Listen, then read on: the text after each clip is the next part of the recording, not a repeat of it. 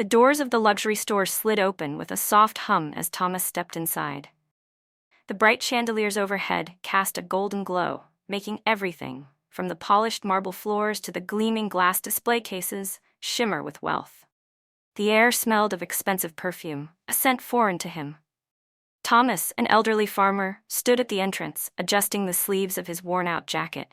His rough, calloused hands, marked by years of hard work in the fields, brushed against the fabric. He had saved for months, setting aside every extra penny for this very moment. His heart pounded, not from fear, but from emotion. Today marked 5 years since his beloved wife, Eleanor, had passed away. He had promised himself that one day he would buy her the gold bracelet she had once admired in a magazine, even if she was no longer here to wear it. It was his way of honoring her memory. As he took a step forward, whispers began to ripple through the store. "Who let him in?" a saleswoman murmured to her colleague, eyeing his mud-stained boots. "Probably lost," another snickered. A wealthy couple browsing near the handbags exchanged glances, their noses wrinkling in disdain. Thomas heard the murmurs, but he kept walking. He had faced storms, droughts, and bitter winters. Disapproving stares were nothing in comparison. Yet as he neared the jewelry counter, the judgment thickened. The employees didn't greet him like they did the other customers. Instead, they stared, waiting for him to realize he didn't belong. But Thomas wasn't leaving. He had a purpose, and nothing, not even their cruel whispers, was going to stop him. Thomas reached the jewelry counter, his eyes softening as they landed on a delicate gold bracelet displayed under the glass. It was simple, yet elegant, exactly the kind of piece Eleanor had loved. His fingers hovered over the glass, tracing the shape of it in his mind, remembering how she once described it as a little piece of sunshine. Before he could speak, a saleswoman named Lisa appeared.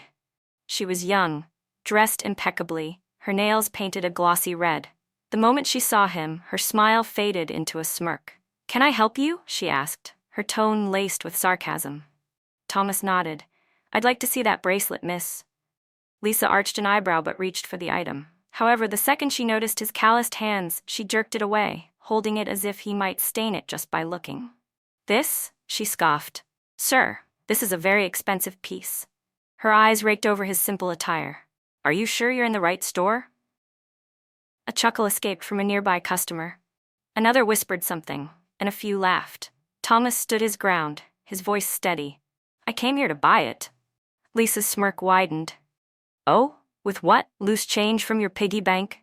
She let out a loud, mocking laugh, causing more people to turn and watch. His fists clenched, but he kept his voice calm. "I have money."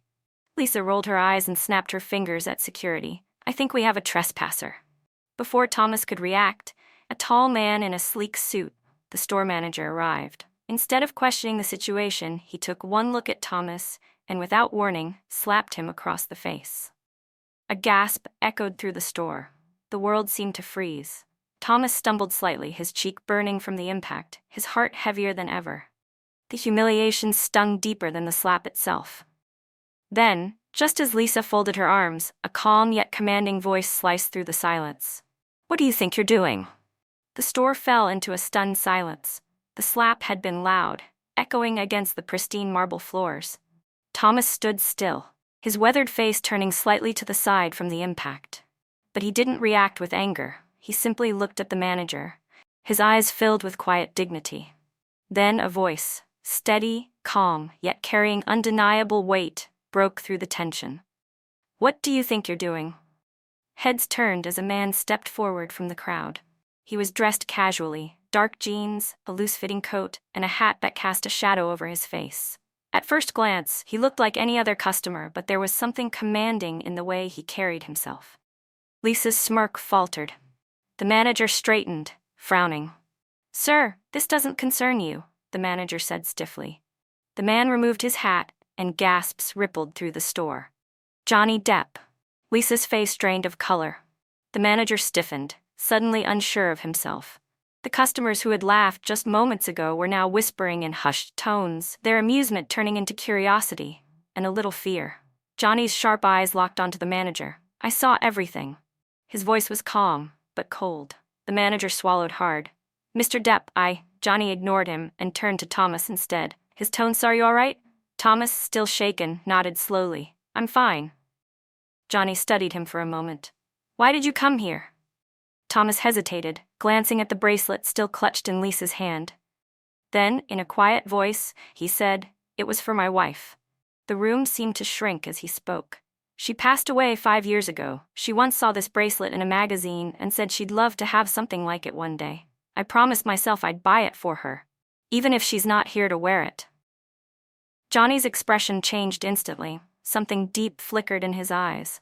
Something painful, personal. The crowd, once judgmental and entertained, now felt a heavy shift in the atmosphere. The laughter had vanished. Whispers of shame replaced it. Lisa lowered her gaze, suddenly aware of how cruel she had been. But Johnny wasn't done yet. He turned back to the manager, his jaw tightening. And you thought he wasn't worth respecting? The store remained deathly silent, all eyes locked on Johnny Depp. The once arrogant manager now looked pale, his confidence crumbling under the weight of Johnny's sharp gaze. Lisa, gripping the gold bracelet tightly, stood frozen, her earlier smugness replaced with dread. Johnny took a slow step forward, his voice steady yet piercing. Did you think no one was watching? His eyes swept across the employees and customers, his disappointment palpable. A man walks into a store, polite, patient, with money in his pocket, and instead of respect you humiliate him? You slap him? The murmurs in the crowd grew louder. Some of the customers shifted uncomfortably, realizing they had laughed at Thomas just moments ago. The manager quickly raised his hands in defense. Mr. Depp, please, there's been a misunderstanding. Johnny cut him off. The only misunderstanding is that you think your wealth makes you better than him. He gestured toward Thomas, his voice filled with conviction. This man worked his whole life. Every line on his hands is proof of his labor. And you treated him like dirt? Lisa, trembling now, tried to shrink back, but Johnny turned to her next. Apologize, he said. His voice was calm, but it wasn't a request. Lisa's throat bobbed as she hesitated. Then, with her gaze fixed on the floor, she mumbled, I'm sorry. Johnny arched an eyebrow. Louder. Lisa clenched her fists before forcing out a clearer, shaky apology. I'm sorry, sir. Thomas, ever the kind soul, gave her a small nod. People make mistakes, he said softly. Johnny exhaled, his anger simmering down. Then he turned to Thomas, his voice warm. Let me buy the bracelet for you. Thomas shook his head gently. That's mighty kind of you, Mr. Depp, but I didn't come here for charity. I worked hard for this. I came to buy it myself. Johnny studied him, admiration flickering in his eyes.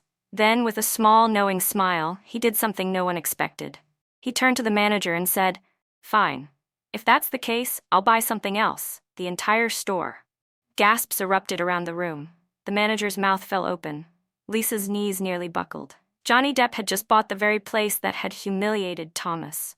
The store was silent. Only the soft hum of distant traffic outside could be heard. The weight of Johnny Depp's words still hung in the air. The manager's face drained of all color as reality sank in. Mr. Depp, please, Johnny raised a hand, cutting him off. His voice was firm but calm. I don't need excuses. I need change. His gaze flicked to Lisa.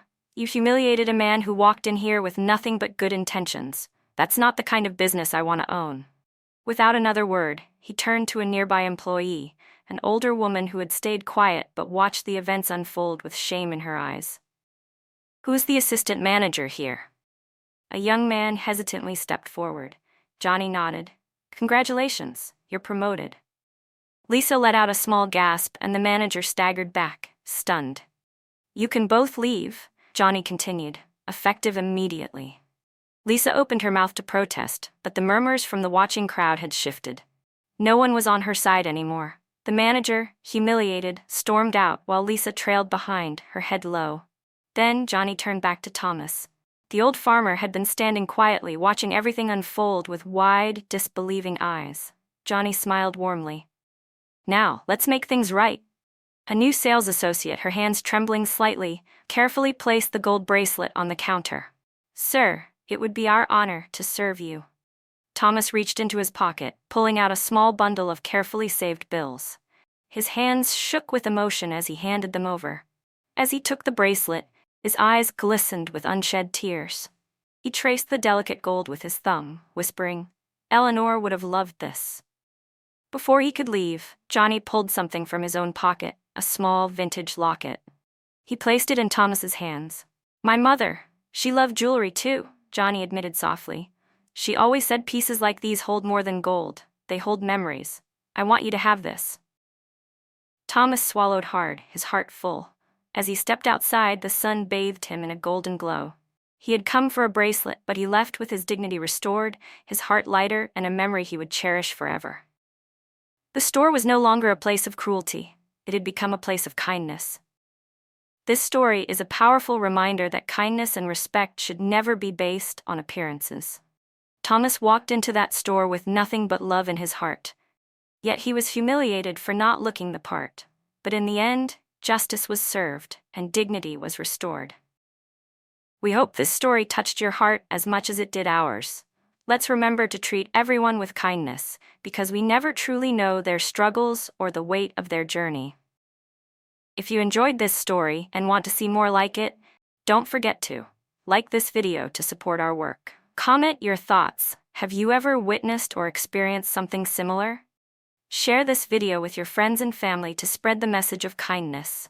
Subscribe and turn on notifications so you never miss an inspiring story. Thank you for being part of our storytelling family. Until next time, stay kind and stay inspired.